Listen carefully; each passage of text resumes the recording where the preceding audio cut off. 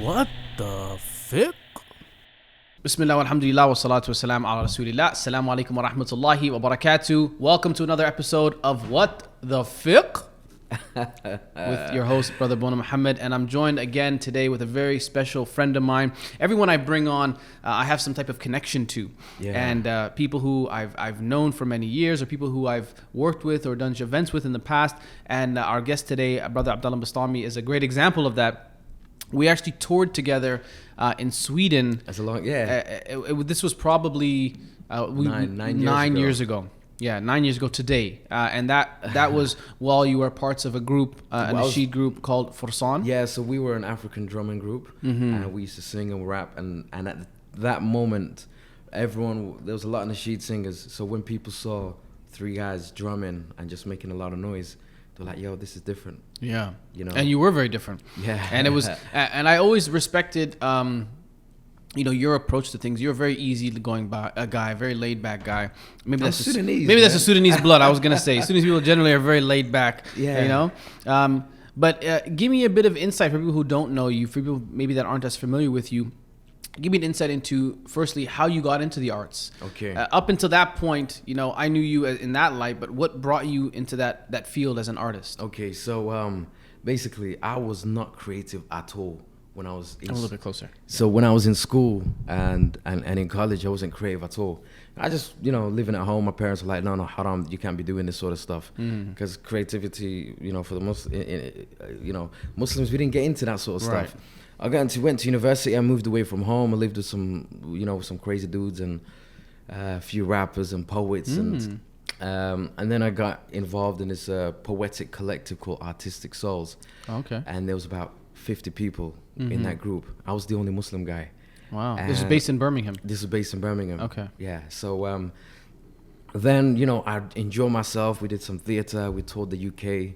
And then this Pakistani brother joined the group. And I was like, hey, you're one of us. There's another one. So his name is Abdullah Sharif. He used to go by the name of Double. So we connected, and then we thought, hey, as we are both Muslim, let's try and hit the Muslim market.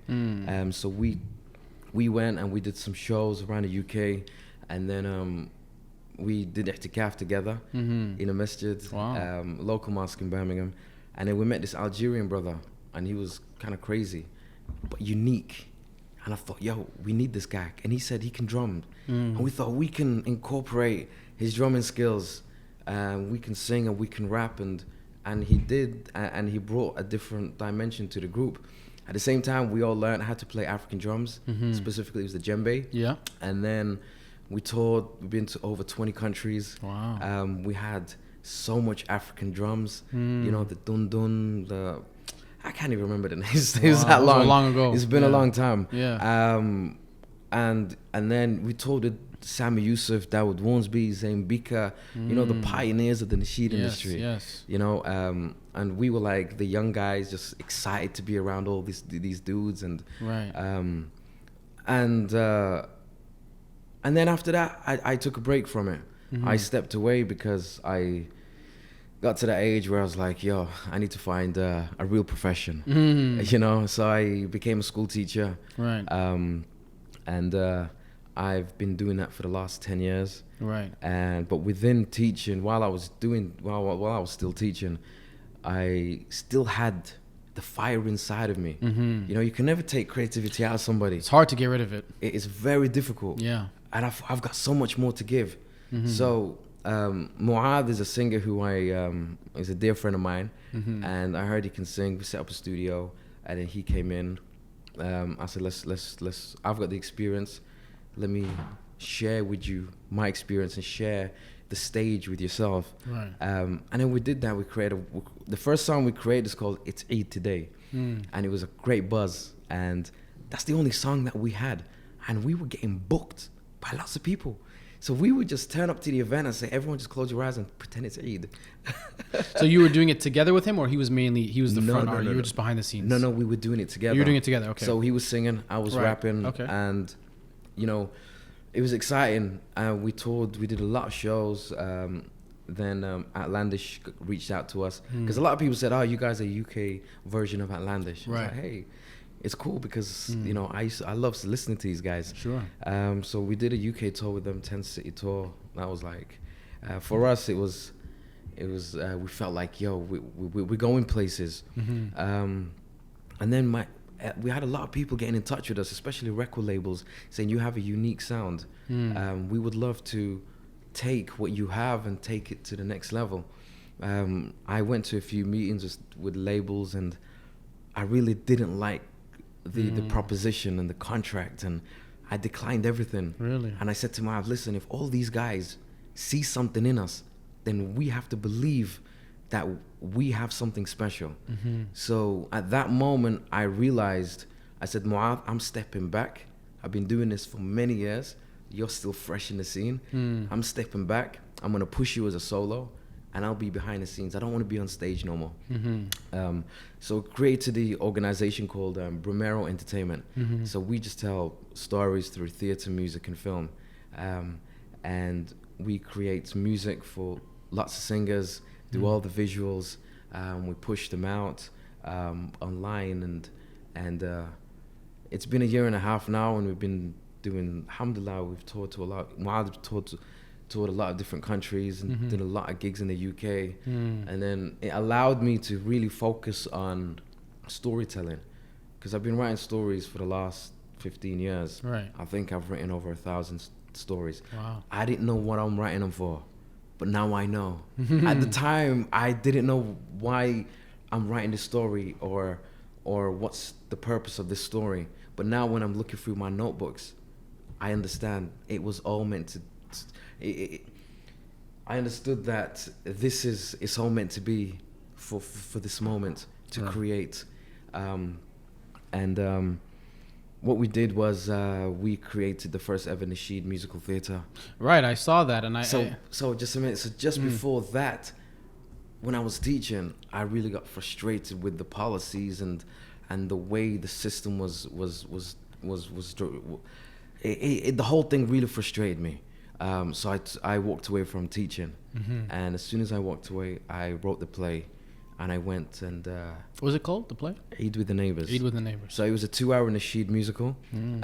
So because I'm around so many artists, I thought, hey, I can utilize their skills and bring some actors and create something that maybe the Muslims haven't seen in the UK before, because we're just used to Nasheed singers coming on stage. So we toured with an organization called Penny Peel. The first year we did 3-city tour, which was sold out. The second year we did a 6-city tour, which was 9 shows, which was earlier this year. And we're just writing. The whole team is just writing. Everyone's getting really creative.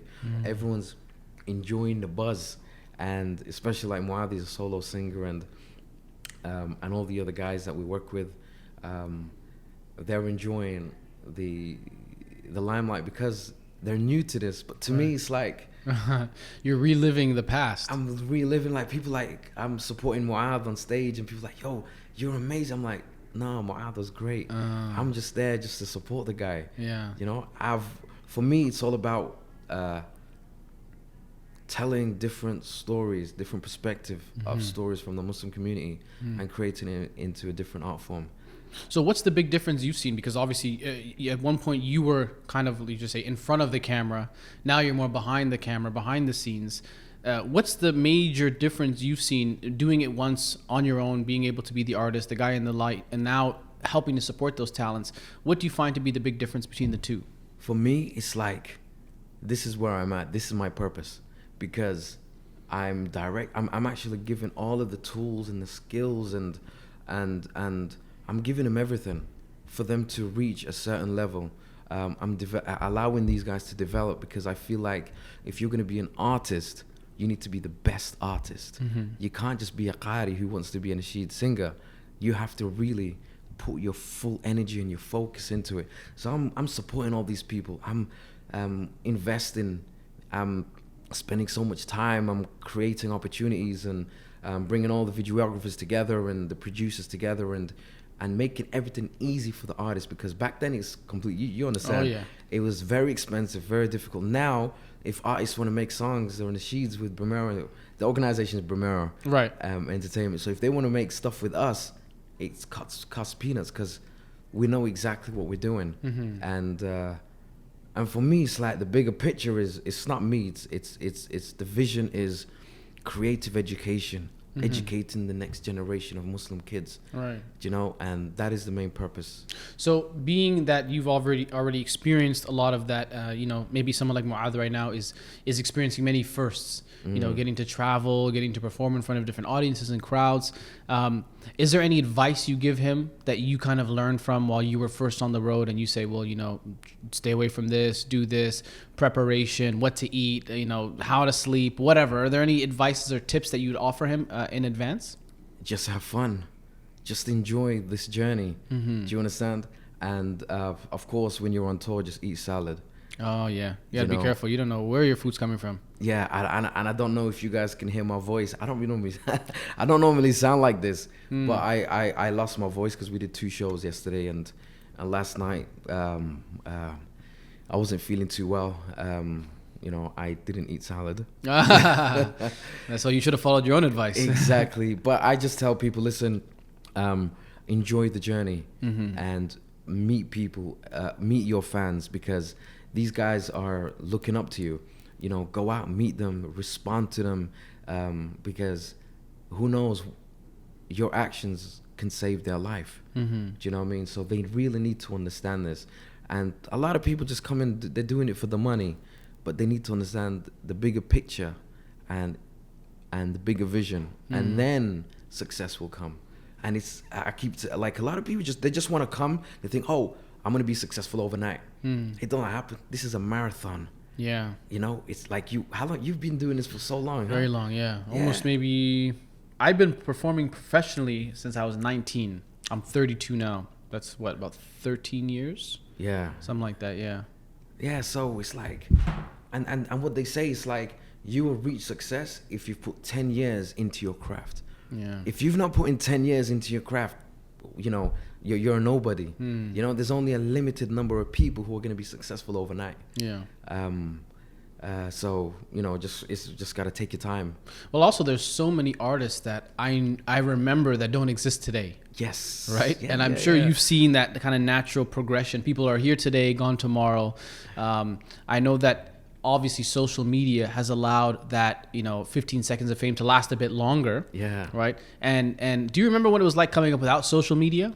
I just wish social media was popping back then. I know. Do you understand? It's so difficult. Yeah. It was extremely difficult then. Yeah. I mean, to get notoriety. I think the best tool that I probably had was YouTube. YouTube is what really helped me push the international boundaries. I had some buzz and notoriety in Canada, locally, in my city, in Toronto. But obviously, as an artist, trying to tap into the mainstream, you know, even as mainstream artists, you need press, you need, you know, they spend a lot of money on press junkets, you need TV appearances, radio, right? All that stuff goes into helping build a portfolio that people can say, oh yeah, I saw this person on this channel, or I saw them there. And it requires a big team. It does. A lot of people. It does. Now all you need to do is just grab your phone and just sing. Now you can go viral off your phone. Like, I find all the people who I work with, I find them all on Instagram. I worked with a guy from Belgium. I flew him to Birmingham, and he lives there, and we created all their music. There was another female from Malaysia, you know, resided in in Australia. She came to the UK, created all the music, and all these guys, I just find them on Instagram. Yeah. You know, so I just feel like if you have a talent, if you got something to say, Instagram, Facebook, social media, that's the way forward, because you're going to captivate an audience. No, I don't want to sound like the old grouch, but, you know, like back in my day, but do you find like the artists today are a little bit, I don't know what the word would be, maybe a bit more spoiled, or they don't necessarily appreciate the access they have to audiences? Yeah, big time. They feel like... They feel very entitled. Yeah. I'm speaking out loud. You tell me if you disagree. I find a lot of them, they feel like, you know, people will be performing for like a year or less, and they will ask themselves, you know, why aren't I headlining? Why aren't I the you know, the main performer? I had a video that had, you know, 100,000 views or whatever, and they go to an event like this or other conferences or big platforms, and they ask themselves, why is this person there? Why am I not there? You see, the thing is, my policy is if you work with Boonaa for the first 12 months, we do not get you any gigs because you have to create songs. What the hell are you gonna go? What song are you gonna sing when you're on stage? You can't. You want to go on and you're gonna sing the best songs. Do you understand? So for the first year, we don't get them shows, and then they feel like I'm spending all this time. Or there's all these gigs and concerts. Why am I not on there? Why is that artist on there? Because they've been doing it longer than you have. Right. They're more established, and then they feel like, oh, I can do this on my own. And then they go and try and create opportunities for them. But then they realize, it's just gonna come back and smack them in the smack them. Oh, you can say whatever you want. This is a not PG-13 rated halal podcast. So yeah, man. So it's just gonna, it's gonna come back to them. Yeah. Do you know what I mean? And like I was chatting to a few people the other day, and I was like, there's only a few individuals who, when we started, who are still doing it. Yeah. There's yourself, Muslim Bilal. Yeah. I'm talking about the urban artists. Yeah. Our crew. And myself. Yeah. And there's a lot of them who came and they disappeared, and all these new ones turned up and they disappeared. And people got to understand, you cannot just be a singer in the Nasheed industry. You have to offer so much more. Yeah. Do you know what I mean? If you're going to become a Nasheed singer, you need to have a full-time job. Do you know what I mean? Yeah, there's something that can kind of compensate those losses in the beginning you might take. 'Cause you might not be getting paid a lot. You might not obviously have a lot of events. Exactly, because it takes time. It's a marathon. And my advice, all these up-and-coming Nasheed singers, they just need to take some advice from people who've been in the scene or people who've been in the industry for so long. Everybody's in it for themselves and they feel like, I know everything. Do you know what I mean? Yeah. It's a real shame because the main purpose why we're doing this is not for your success. It's not for my success. It's actually for seeing the youth, just giving a voice to the youth and just seeing them, seeing the next generation. You just got to be a positive role model for the next generation because I believe there's not enough of us. I don't see myself as a positive role model. Why not? Are you a negative role model? No, you're a positive role model. Okay, why would you say that? No, in terms of, because I'm behind the scenes. Right. I want to help create the next generation of Muslim models. But you have also a profile. People know you. I mean, you're not like super behind the scenes. No, of course not. Yeah. Like if somebody wants me to jump on stage with them, I'll get on stage. I'll hype the crowd up. Do you know what I mean? And also you have the theater stuff as well. So you aren't, in a sense, you're still on the stage. I'm still on this. I'm just trying to create different opportunities and different markets for the Muslims to enjoy. Right. Because, there's lots of different forms of creativity. It's not singing. There's singing, there's theater. There's a lot of people just do spoken word and then there's singing. Yeah. I remember actually one of the first times I came to Birmingham, your city. My city. Your city, you represent, right? All my brummies out there listening. I remember one of the first times I came to Birmingham. Actually, Rayhan brought me out. Oh, yeah. Yeah. And I performed at one of the universities. I think might have been Birmingham University. I can't remember. And I remember performing spoken word poetry. And at this point, I had already been working on my craft for years, right? Like I performed for non-Muslims mainly, and now performing for Muslims. The difference was I was more finely tuned. Like I knew the craft a bit better. Yeah. And I remember performing for this Muslim crowd, and they just looked at me in awe, like, what? Like, what is he doing? Like, is he? And afterwards, the real question was, is he allowed to do this? Seriously, it was, are you allowed to rhyme words like that? And you were just doing it a cappella? Just a cappella, just spoken word poetry. Man. That's it. And the look of shock on their faces. Afterwards, people came up and asked me, brother, is this permissible? I heard this and that. The big thing they always say is that, oh, you're imitating the kuffar. Yes. Right? And of course, this is... Especially with the hand movements. With the hand movements. Yeah, Because only kuffar talk like this, right? Yes. Right? And it's one of those things that definitely, I always mention this, and it's something that it's, I feel like I've overstated, but a lot of it has to do with anti-blackness, racism that's embedded within anti-blackness, because black culture inherently is evil according to some different cultures, right? Anything that is associated with black culture has some type of, they're like the extreme kuffar, like we really don't want to be like them, right? Yeah. So that's a different discussion. But what I found it more interesting was that now, like 10 years later, when I look back and I see, for example, all the Muslim spoken word artists that exist today, and I think to myself, man, you guys don't know the struggle I had to go through. Of course. Now you guys are out here doing your thing, you're performing, you know, enjoying enjoying the life. It's man. easy. Wallah, it's easy. There's so many people I had to convince. I had to beg and plead and be like, hey, look, this is okay. Let's go to the Quran. We'll go to the Sheikh. Let's ask, you know. You see, you did it with just a cappella. We did it with drums. I can only imagine what you guys might have to deal with. And it's like, what would happen is I've had times where I'm performing at the event and then the Sheikh would walk in and they'd turn the sound system off. Do you understand? Or they'd turn the music, the volume of the microphone down all the way.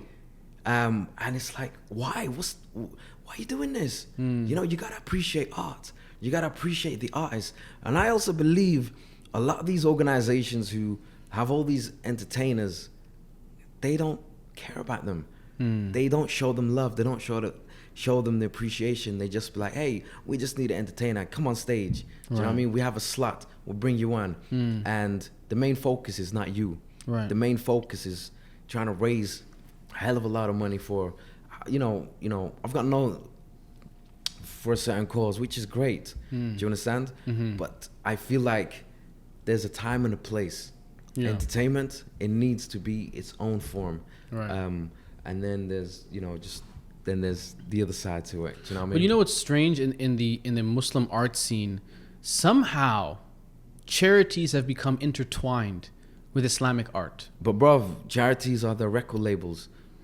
They are. They run the Nasheed industry. They do. Do you understand? Yeah. And it's a real shame. Yeah. But talk to me about that. I mean, how did that come about? I remember when, we used to charge admission. You charge £5, £10, whatever. People come in the door. You don't make a lot, but that's how the money came in. Now it's literally, okay, the charity's gonna pay for everything. Yeah. And but they're gonna squeeze the hell out of anyone who's in that room. Get them on a monthly payment. Get their card details and everything. Right? When did that transition happen? I think from the start. I think it was from the start. Do you know what I mean? And we all. From the start, when I started, all I knew was, charities are the ones who are holding these concerts. Do you know what I mean? We need to know the people within this charity, within that charity. Do you know what I mean? They're doing what they do. Right. You know what I mean? They have to get the numbers. Do you know what I mean? And it's frustrating because an artist, they want to perform and they have Auntie G sitting at the front. She ain't got a clue who the guy is. She ain't got a clue what the guy is saying. Yeah. But she just turned up because the charity has contacted the family. Sent her a text message or an email and said, email to come through. Please come through, yeah. But there's not people don't turn up just for entertainment. They come for, for the food. Yeah. For the food mainly. Yeah. And then when it comes to fundraising, people try and sneak out. Right. Which is not, it's not ideal. I feel like we have to have our own festivals. Just a Muslim art festival. Just a Muslim art festival. With no charity involvement. No charity. I don't know if that'll ever happen. The charities to me have become like the mafia. You have like in the American mafia, they have like the 5 families. Yeah. Here we have like, I'm obviously not going to say any names because they're all close friends of mine. I love them all, right? Yeah. You don't want to get in trouble with charities, I'll tell you that much, right? But it's like they all have their own little niches, their own little areas of expertise and focus. And a lot of times they will find an artist or discover an artist and they will, take that person on the road, and they're really milking that person's social media presence to say, look, this person's going to be featured here. Let's see how many people we can get. My only fear is that a lot of times it almost feels like these charities have no sense of a moral compass. It doesn't really matter who that person is. Like if a Dajjal came tomorrow and said, hey, I'm ready to tour, they'd be like, all right, like, well, I'm sure we can get a big crowd. Yeah. Right? Because it's about getting bums in a seat. That's all. Right? It's about how many people can we get in a room and how many people can we milk for fundraising. And of course, the psychology of it is, okay, well, they're raising funds to help people overseas, doing, people that are in immense need. But obviously we understand that many of them operate like a business as well. Yeah. Every business has its quota, its yearly, quarterly quota. This is how much money they need to make. So in many ways, their intention, and of course Allah knows their intentions, but if if their intentions are even minutely not 100%, we're all going to suffer. Yeah. Right, because they will bring the same people over again. They will bring such and such cricket player, Yeah. or such and such Bollywood star, or such and such person that has very little Islamic value. Yeah. Right, but it's literally this. As long as that person can attract people to sit down, Yep. that's all that matters. Yeah. You know, but then again, it's like they get creative as well. It's like they host various different types of events. Yeah. Do you know what I mean? Again, just to bring people to sit down. But being an artist, being someone who creates and is behind the scenes, I would like to see a lot more Islamic festivals around the world. UK charities are very crafty, though. I'm pretty sure all charities learn from the UK, because the UK, there's so many Islamic charities in the UK. Yeah. That, and you know, it's really like that type of pressure builds or creates innovation, like innovation in the good sense, right? That people are constantly figuring out different ways or techniques to attract people. But do you find it to be such that without charities, people would still be exposed or be willing to pay to come and experience art? No. You don't think so? I don't. There needs to be a lot more. There needs to be actually a lot more different types of events. Do you know what I mean? It's like people don't really have a specific Muslim Nasheed artist that they follow. Do you know what I mean? It's mainly the young kids, right? The younger generation. You know, they turn up and they start screaming, and a lot of these organizations don't want to be part of this. Do you know? But hopefully we'll see. We'll see. You know, 15 years ago, we were struggling. Yeah. Look where we are now. Yeah. You know, in the next 15 years, who knows, man? We'll hold big festivals all over, you know? But how do we do that without charities? How do we get away from them? I mean, not to say there's anything bad. Like, I essentially understand the purpose of Islamic charities. I'm not debating that. I think they're great. They do great work. I visited sites of many of these different places. But I'm talking about this very strange marriage between art and charity. The charities are always going to be there. But it wasn't always there before. From when I started, yeah, they were there. I think there was a time, a very small window of time. But if it's say, for instance, in Canada, they support a lot of Islamic organizations and Islamic festivals. Some, you know, in America, they do the same thing. If there's investment, if there's the government support, then yes, you know, we will be able to see a lot of these events happening.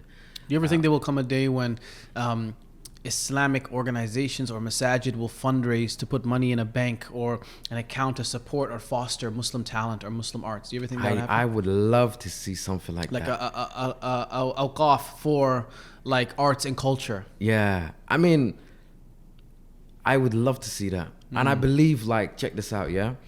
Now there's a lot of young, energetic, creative individuals that have fire inside of them. Do you know what I mean? And they're creating great content, and they're gonna create their own market. There's gonna be people who are gonna get involved, like, you know what? You are amazing talent. We need to get you on tour, but we can create our own tours. There's artists who are blacklisted by charities in the UK. Artists from around the world. Why is that? Because they attract a certain type of audience where kids are just enjoying themselves. You know, screaming. Girls are throwing their hijab on Yeah. stage. Woo! And you know the brothers, you know, the older brothers, they don't understand us. They don't understand the younger generation, because when our families came to the West, you know, my parents, your parents, they came to America, UK, and Canada, and in Europe. They established masajid. They built communities. They set up halal restaurants and butchers, and the community structure was solid.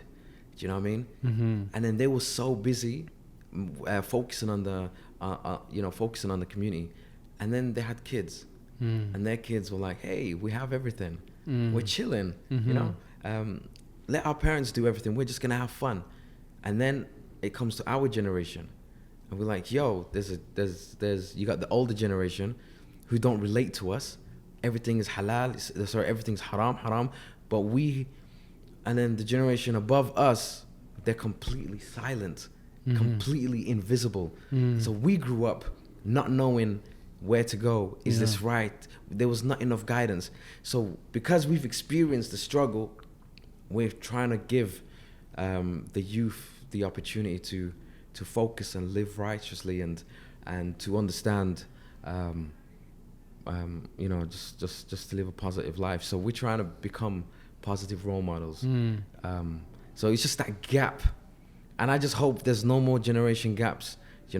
Well, I hope. I mean, between, like, you have children, I have children. Between myself and my children, there's much less of a cultural gap. Yes. Right? Like, they are essentially Canadian in the same way that I was essentially Canadian. I was born here. They're born here. Language, culture. Even though my wife is Eritrean, I'm Oromo from Ethiopia. Our cultures are very similar anyways. But, I mean, externally, there isn't really much difference between... us and your children obviously now British, yes. Sudanese, but British essentially, course, right? Yeah. And I think that's something that we should embrace, right? Why should we, hide from that? Why I think there's this, it's a notion that this is the land of the kuffar, this is a land of non-Muslims, or we can't adopt their culture, but it's like, hey, dude, it's too late. You brought us here, we're invested in society. When we want the best for the people around us as well. We want the society to flourish. We want our homes to be the best possible places, exactly. Right? We don't want to throw trash on our front lawns. So I think maybe for our kids' generation, it's going to be easier. I hope, inshallah. Like the way in which they're going to be brought up and raised, I hope your children are confidently British, Muslim, yes. Sudanese, whatever, but confident in who they are, yes. right? And I think that's the thing that our generation kind of lacked a little bit, that confidence in the sense of, are you really truly British? Am I really truly Canadian? Listen, I was lost when I was growing up. I'm Sudanese. In Birmingham, there's not much of a big. You're very, very rare, yeah. Yeah, not much of a big Sudanese community. So going into college, I'm like, okay, so I got the black crew. Okay, I can relate to them. I've got the Arabs. I speak Arabic. I can relate to them. I got the Pakistanis because I'm a Muslim. I've got the Africans because I'm Sudanese and I'm African. Yeah. And I'm standing in the middle. I'm like, hey, wow. Who do I join? And then I'm just like dipping in. And I felt lost. Didn't really have a real connection with Sudan, only recently. Sudanese, I realize that about Sudanese people, that they can really pass in many different circles. I didn't realize that, but by the way, this is completely random, off topic, but over the years, always, my best friends have always been Sudanese. Wallahi, I'm attracted to Sudanese people. They are I think, one of the best groups of people. You look like us, man. Wallahi, I could pass as Sudanese, of course, right? Sometimes I go man. places, people, but that's besides the point. I noticed that Sudanese, obviously, they're considered to be Arab, right? African, but sometimes not East African enough for some East Africans, right? Obviously, having Arabic on your tongue, gives you that sense of confidence around maybe non-Arabic speakers. Yeah. So you can pass in Muslim circles very closely.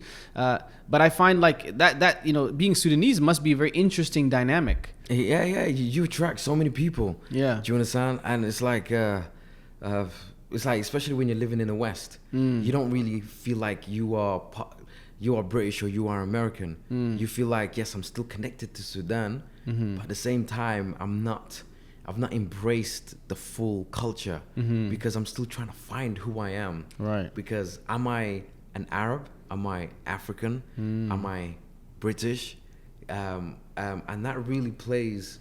It really does mess up with your head. And I've spoken to a hell of a lot of Sudanese people. Right. And everyone has the same... I can imagine. Same, It's a very unique position to be in. I bet most times people are just like, oh, he looks Somali. All the time. That's it. They just round it off. Because I think there's a lot of... The Somali diaspora obviously is very large. Yeah. So we just kind of get swallowed in. You just get rounded off within it. I mean, at the beginning, it's like when Somalis came to the UK... I was like, they used to come and speak to me in Somali, and I was like, brother, no, I'm sorry, I'm from Sudan. Now I just like, hey, I don't even care if someone says you Somali. I'm like, Bismillah. We're East African, we all look the same. Yeah. Do you know what I mean? Alhamdulillah. I mean, it's funny. Obviously, we look the same to a lot of outside. I can kind of tell who's who. I can tell. Oh, from a mile you away. don't look Somali to me. Nah. No, you don't. Okay. No, you don't. You look Sudanese. You look Sudanese, or you could also be Eritrean. Maybe like a dark-skinned Eritrean. Listen, Habibi, I had everything. I had Bengali. Whoa. I had someone say, are you... Someone needs to check their glasses, Someone say, I'm Bengali. Someone say, I'm Jamaican. Some idiot thought I was Chinese, just a black Chinese. Black Chinese. Because you got small eyes.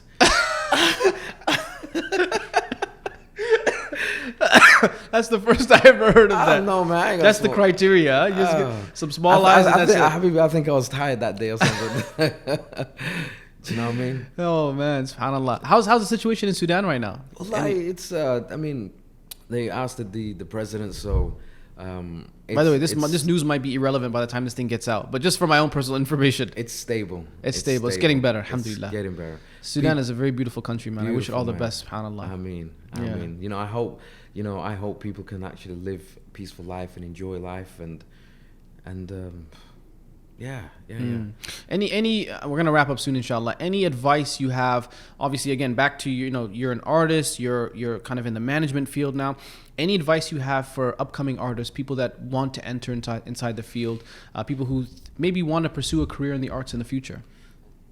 Take it slow. This is a marathon. It's not a sprint. Learn from the elders.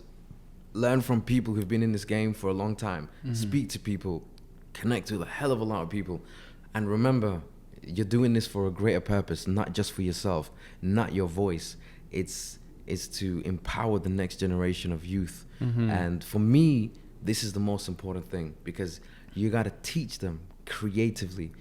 I'm a champion for creative education, 100%. And I'm going to die, I'm not going to stop, actually really, really pushing creativity in schools and in young kids.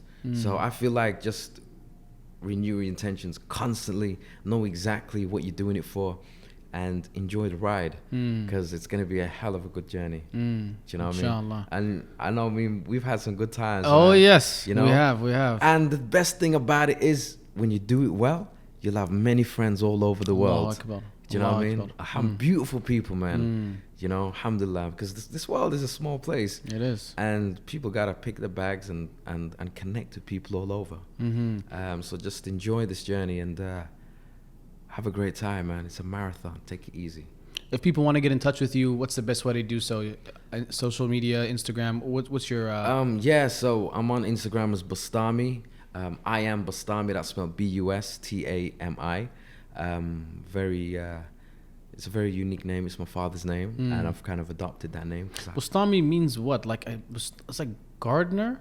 No, that's Bustani. Bustani, okay, Bustani. Yeah, so Bustami is just a family name. Bustami, it comes from a place in Persia, in Iran, from the city of Bustam. Okay. And it's predominantly a name used in Indonesia, Malaysia, Jordan. Okay. Not for Sudanese. No, it's very unique. I think the granddad had he had a good sense of humor. MashaAllah. So people can find you online, and definitely, support the brother. Hopefully, inshallah. Just before that, go ahead. Find me online under Bustami, but we are under Brimero Entertainment. How do you spell that? Brimero. What does that stand for, Brimero?